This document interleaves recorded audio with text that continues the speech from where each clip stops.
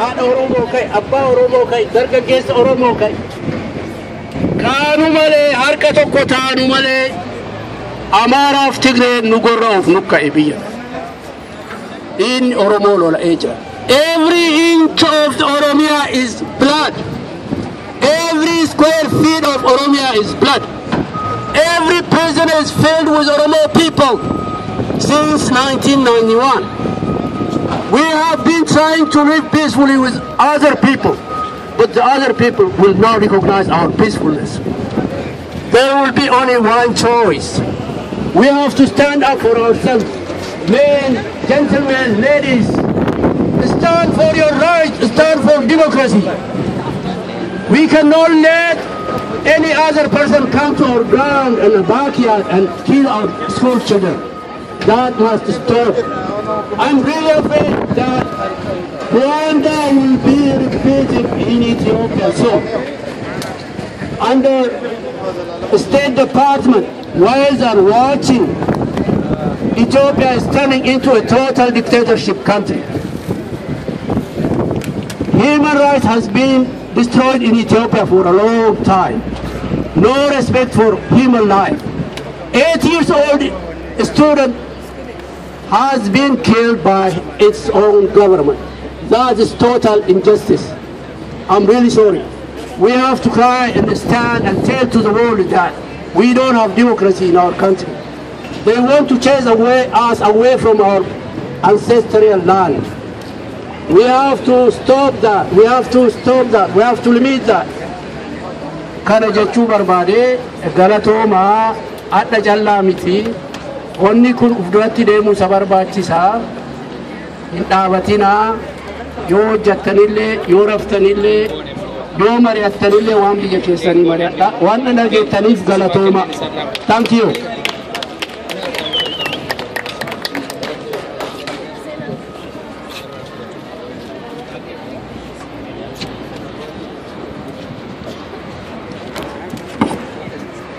Northern California Oromo community, based in California, is to sustain the cultural values of the Oromo people, which include mutual respect, both at times of sadness and happiness.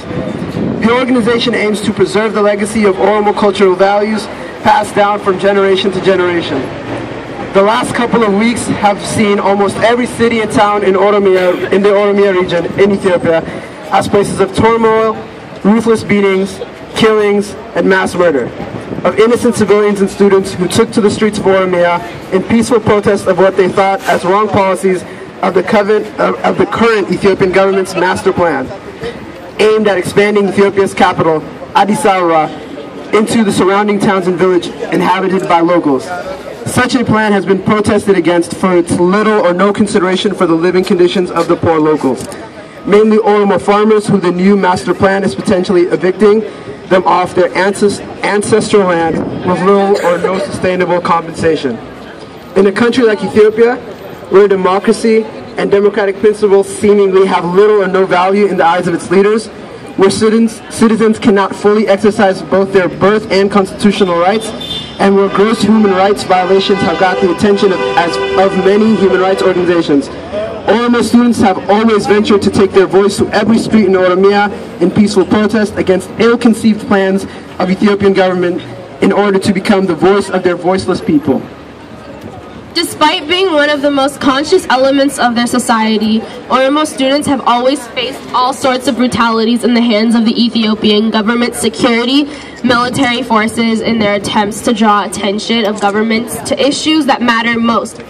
The atrocities recklessly committed against Oromo students and civilians by Ethiopian government security or military forces since April 25, 2014 is a clear indication of how brutal the regime is.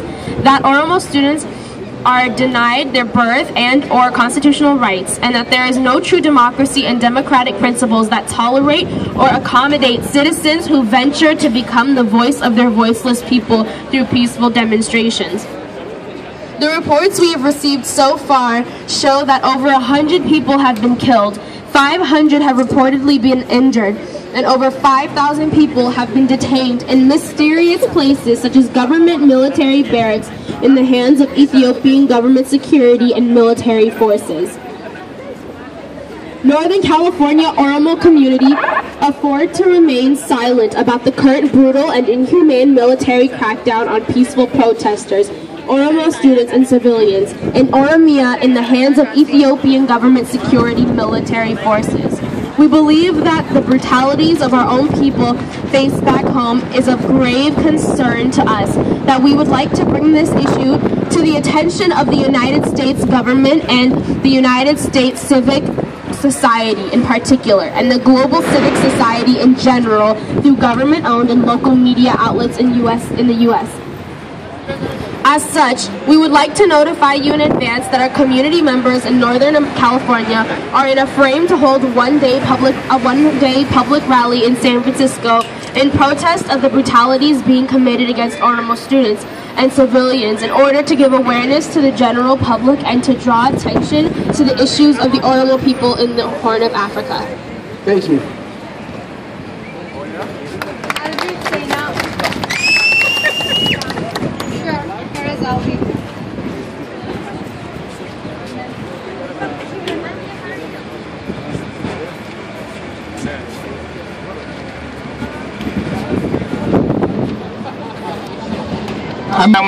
Damun barbaadenis waan biyya keessa adeemaa jiru waan haaraa kan walitti himnu qabnu hundumti keenya iyyuu beekna.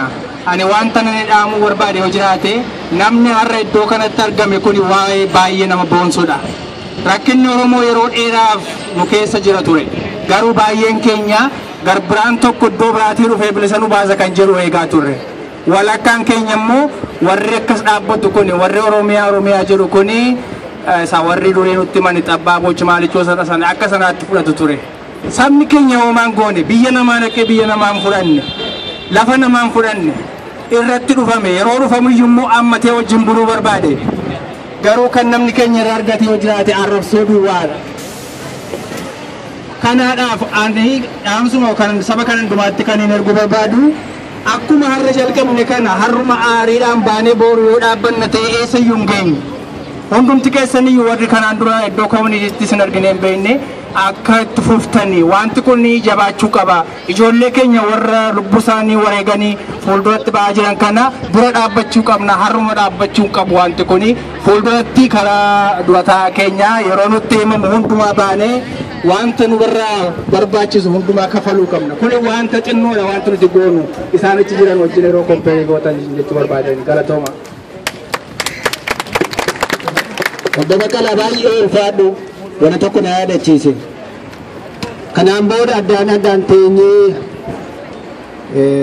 wanni finnu hin jiru harka ol qabannee ka'uun nurra jira. Addunyaa kanarra hin jiru amma warri dhiyaa jiru kuni Los Angeles case, San Diego, Nevada, Las Vegas, Phoenix, Portland, iyo kanat harka wal qabanne akka ta'e wajjin dandeenye networkii tokko illee sirriitti barsiifnaa warri Seattle warra Midwest jiru warra East jiru wal qabatanii hojjechaa jiru. Kun egaa calqabaati fuulduratti wal taanee hundumtu keenya warri ala jirru kun har'a hangodhama hiriirri kun as qofa ta'een addunyaa qofarra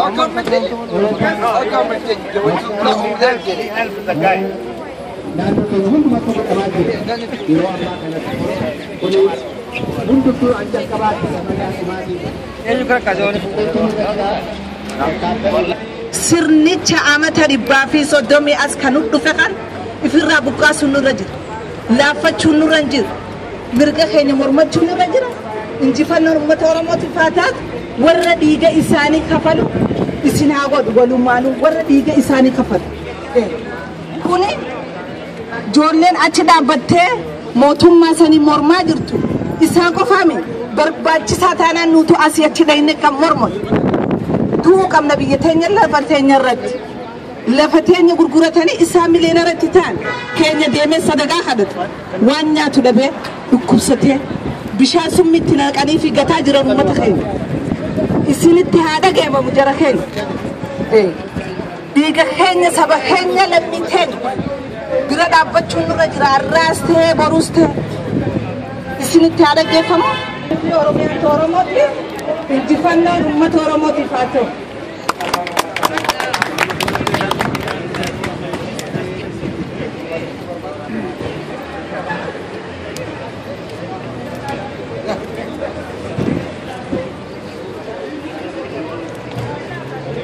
Tole uummata Oromoo waan tokkoon jechuu barbaada.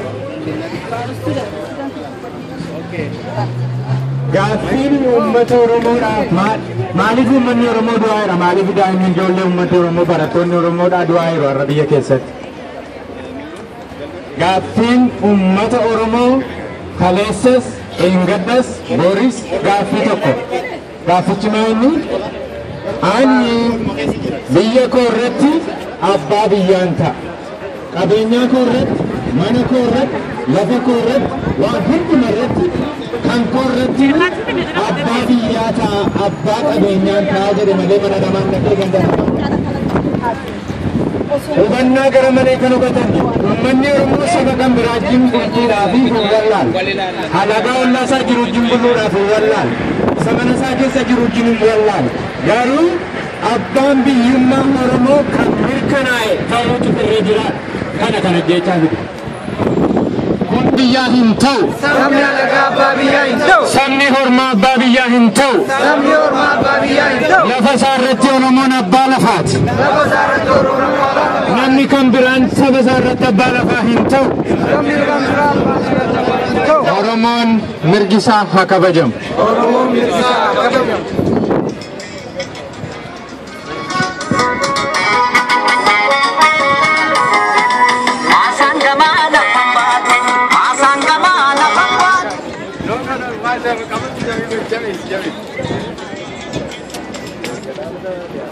That's okay. Thank you.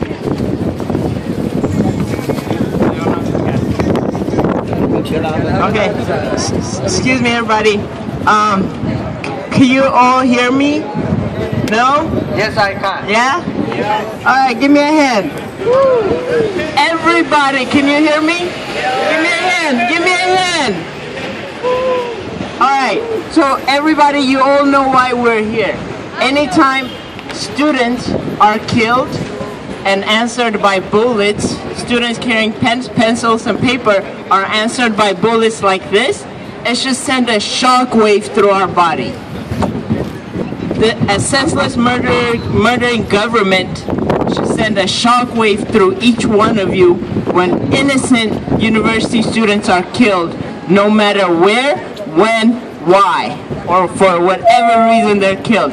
They have no bullets, they carry no guns, they have no weapons, but the answers they demand has been with bullets. Not rubber bullets, bullets that kill innocent children. The Ethiopian government has no right whatsoever to kill our people or anybody for that matter. So I want to thank everybody who showed up today, and I think we need to send awareness across the country, across the world. You guys are all employed or students at some school, or you guys know people outside of the Oromo community. You need to communicate this information with whoever you know, wherever you know them at, so that our message gets delivered to the people that don't know about it. Anytime we get students killed, it's not okay, especially when our taxpayers' money goes to a government to kill people. So if you guys don't mind, I just want to read this very simple message. Just bear with me for a second.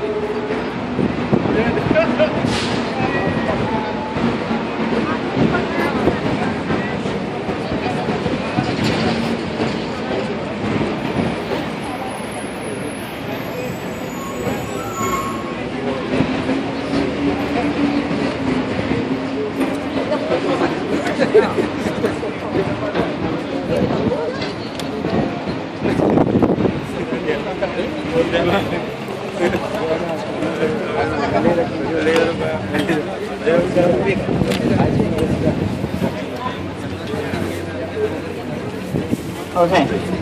So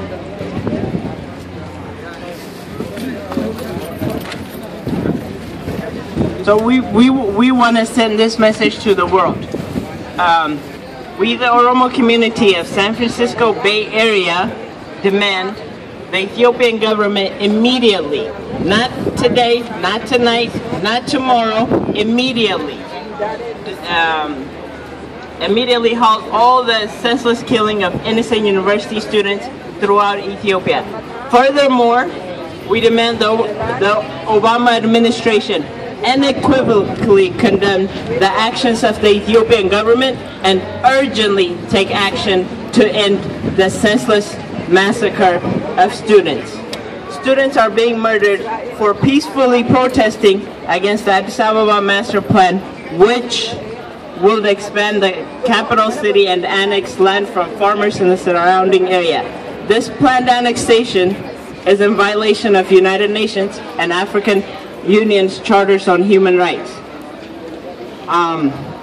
We have all heard all the reports coming across the country.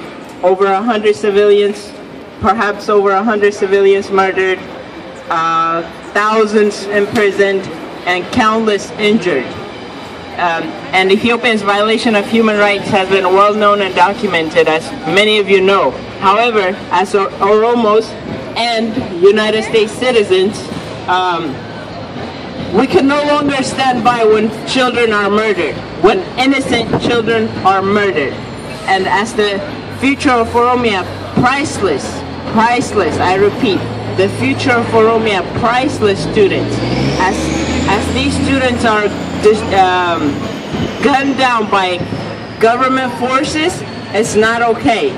And the recent visit by John Kerry to Ethiopia, ironically to promote Ethiopia's democracy to South Sudan and the rest of the African countries, while other students are being killed maybe less than 25, 50 miles away from where he was at, is not okay. So we need to send this message to the world, to the Obama administration, to the State Department, and to the United Nations, the governing body of the world, that it's not okay when a representative of the United States visits a country to promote its democracy that doesn't exist in the country. Students being killed is not democracy. Students not being able to speak their mind is not democracy. So please bear with us as we send this message. I ask all of you, send a text message, use your social media, Facebook, Twitter, whatever works for you, whatever you find best, to send this message to the world. So everybody,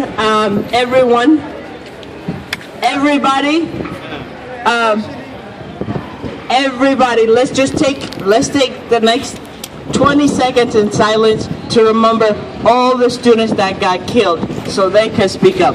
We are free here to speak up whenever we can, and we're not using that opportunity. So let's use it. And thank you everyone for your patience.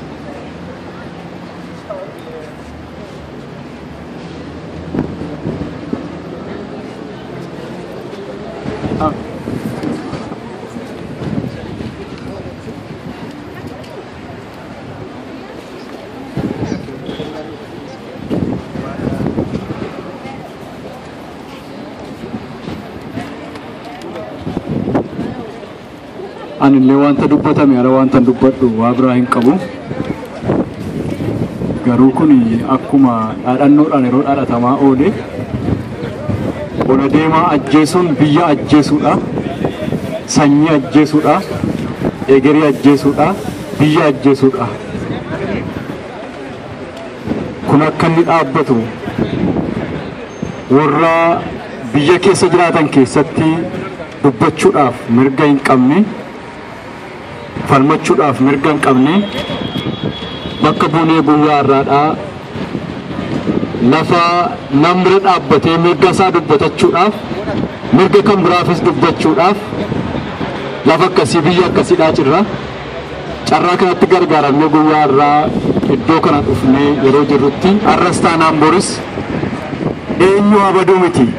Akeekni nuti dhufeenya kanaadha. Nama uraanuu miti. sagalee keenya dhageessisuudha. Warroota sagalee qabanii sagalee dhaban sagalee isaanii nama dhaga'u dhaban sanaa fi afaan isaanii taanee sagalee isaanii taanee sagalee keenya ol fuudhuudhaaf dhufnee addana jirra. Kun immoo arra duwwaadhaan kan dhaabbatu miti. Ammas iyyi kun itti fufa. Waan hundumaarra kan caalu abbaan biyyaa abbaan mirga dhala namaa hundumaadhaaf inni dhaabbatu dachaa godhee gaara godhee tokko adii godhe tokko immoo gurraacha godhee afaanis gargar godhee nama lafa inni jiraatutti uume Waaqayyo hin farada. Firdiin kan Waaqayyooti. Fayyaa ta'a.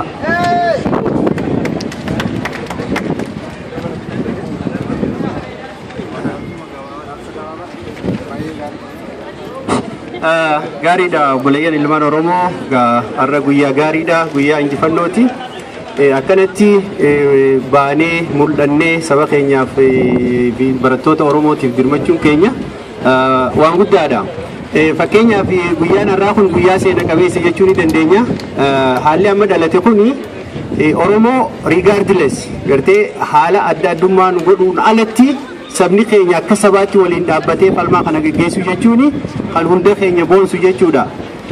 Haalli ammaan tana biyya keessatti mudataa jiru kuni naannoon amma irratti duulamee uummata keenya lafarraa buqqaasuudhaaf itti jiran kuni bara Minilikiis naftanyoonni akkanumatti Oromoota tuulamaa naannoo sanirraa buqqaasanii magaalaa Finfinnee magaalaa Addis Ababaa jedhamtu tana Finfinnee Addis Ababaa jijjiiranii achirratti nurratti ijaaranii jechuudha. Bara Haayile Sillaaseettis akkasumatti abbootiin lafaatii fi naftanyoonni uummata keenya naannoo sanirraa buqqaasanii akka isaanii naannoo biraa deemanii qubatan godhan jechuudha. Har'a sanumaatutti jira. Falmaa nama barattoonni Oromoo biyya keessatti gaggeessaa jiru kun falmaa haqaatii fi kan dhaabbachuu qabne kan hundi keenya waliin dhaabbannee akka bakka ga'uuf wareega nurraa barbaachisu goonu ta'uu beekuu qabnaan jira. Kan biraa akkuma har'a mul'anne kanatti wal jabeeffannee waa hedduutu gara fuula duraa nurraa eegama. Fakkeenyaaf amma waa'ee aanolee fi waa'ee calanqoo duguugii shanyii jennee dubbannaa isa san seenaarraa dubbannaa jechuudha. Har'a immoo bifa saniin bifa haarayaan ijuma keenya duratti duguugiin shanyii sun tahaa jira. Kanaaf ijuma keenya duratti ilmaan Oromoo daa'imni dhumaa jiranii jechuudha. Kana keessatti baatiin ammaa kun baatii guyyaa gootota Oromootti yaadannu keessatti gootowwan haara inni dhalatan jechuudha. Gootowwan haara inni dhalatan keessaa mucaan waggaa 8 Abdiisaa Guutuudha. Seenaa kana yaadannoo kana fi gootowwan dabre akka daran yaadannuu fi akka itti fufnee bakka isaanii buunee kaayyoo isaanii galmaan ga'uu nu taasisaa jechuudha. Kanaafuu injifannoodhaan jaa. Kanaafuu baga kanatti mul'annee hedduu galatoomaa dhufuu keessanii fi kanaaf dhaadannaa keenyatti fufnaa barattoota Oromoo waliin haa dhaabbannu. Barattoota Oromoo waliin haa dhaabbannu. Barattoota Oromoo waliin haa dhaabbannu. Abbaan biyyummaa Oromoo haa kabajamu. Abbaan biyyummaa Oromoo haa kabajamu. Saamichi lafaa Oromiyaa keessatti deemaa jiru haa dhaabbatu. Saamichi lafaa Oromiyaa keessatti deemaa jiru haa dhaabbatu. Oromiyaan ni bilisoomti. Oromiyaan ni bilisoomti. Sabni Oromoo akkuma irra tokkummaan dhaabbate kanatti tokkummaa isaa jabeeffatee roorroo alagaa firraa haa kaasu. Roorroo alagaa firraa haa kaasu. Tokkummaa keenya cimsannee roorroo alagaa firraa haa kaafnu. Barabaraan booyyuu nurraa haa dhaabbatu. Barabaraan booyyuu nurraa haa dhaabbatu. Mirgi Oromoo haa kabajamu. Namoonni Oromoo haa kabajamu. Oromiyaan ni bilisoomti.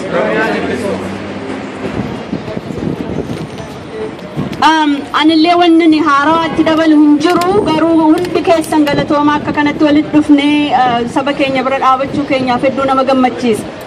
Wanni fuula haaraa hedduun arga. Yoo yeroo biraa jabaanne yoo yeroo biraa wal ijaarre walitti dhufne kan akkasitti guyyaa akkasii wal bira dhaabachuu dandeenya. Namoonni warri haaraan community emailii keenya keessan jirre adaraa maaloo maqaa keessan kennaa. Murteessu. Kanaafuu adaraa keessan namni nu barbaaduu didee xalaan nun geenye jettanii duubatti harkifachuu qofa otoo hin taatin isin hundumtuu nu barbaaddanii wal barbaannee akka walitti deemnu kanadha ka amma kana ergaan ani qabu gargaarsa har'a kennamu kana hundi keessan egaa warra horii funaanaa jiranitti kennuu hin irraanfatinaa nutis immoo amma danda'ameen karaa isa qaqqabuudhaaf deemuu irratti hojjechaa jirra kana ergaan amma jiru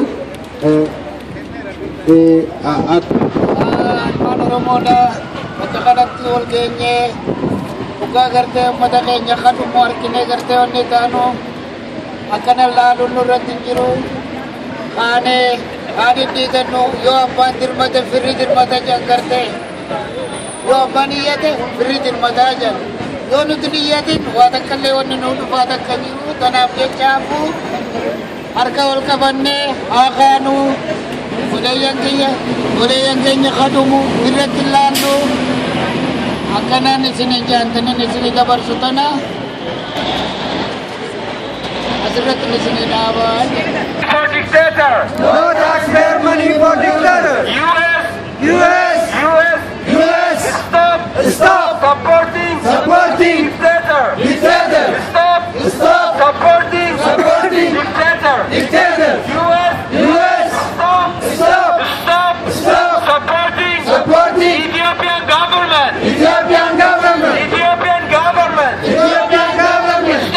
Stop supporting dictators! US! State Department! Stop supporting dictatorial regime in Ethiopia! Dictatorial regime in Ethiopia! Oromian Nibilisomti! Freedom for Oromo! No aid for dictator! For TPLF! For second Missolani! Dictators shall not be supported by US. No human right. No freedom of speech. In Ethiopia. Stop discriminating against Oromo people. Solidarity with Oromo students.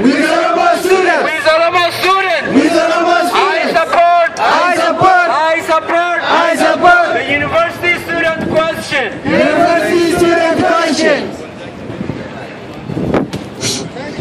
Walumaan kunis gammachuudha wal arguu osoo qabnu har'a gaddaa wal agarre gadda keenya kana immoo dhiiga keenya dhangala'ee dhiigni keenya dhangala'uunsaa falmachuudhaaf asitti wal arguun keenya gammachuu guddaadha.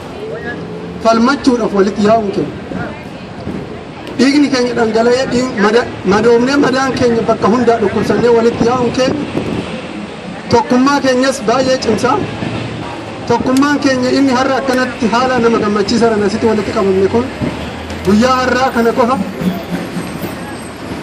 akka biiftuu guyyaa ifaa oolte galgala lixxuu ta'uu hin qabu.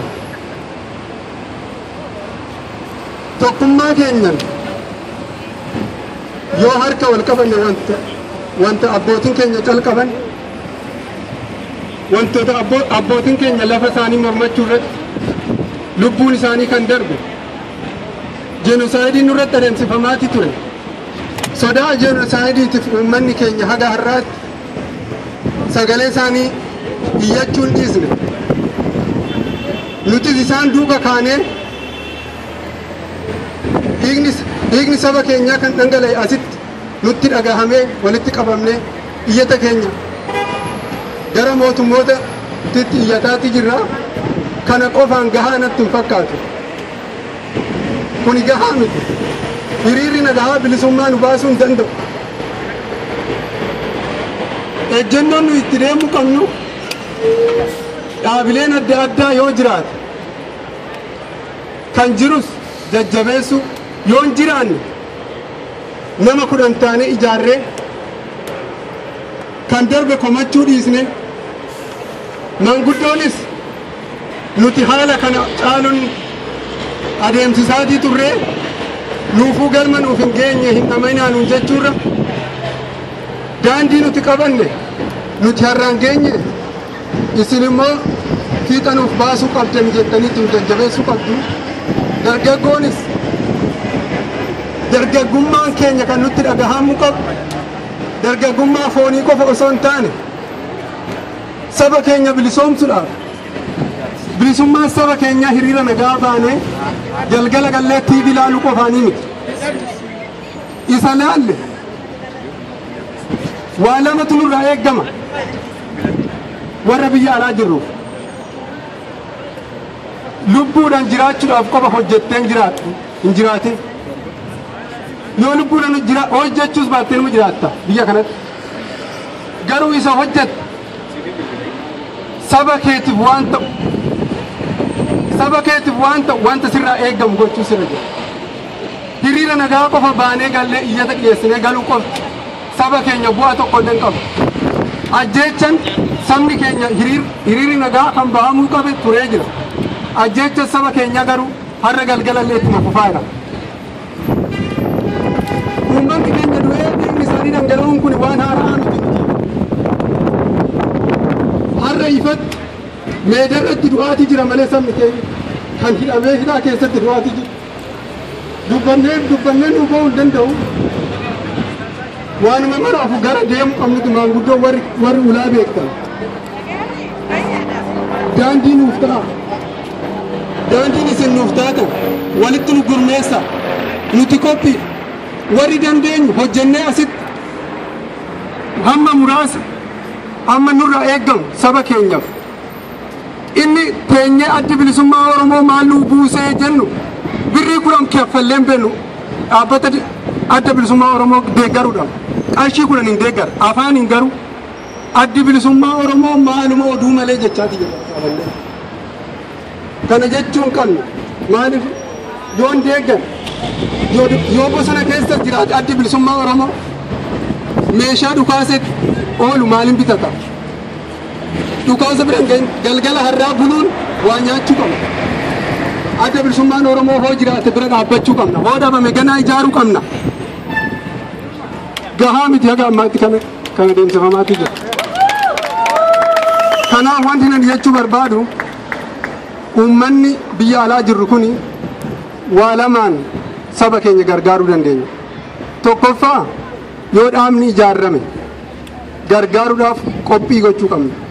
Lammaffaa yoo dhaaba san deeggaruu hin dandeenye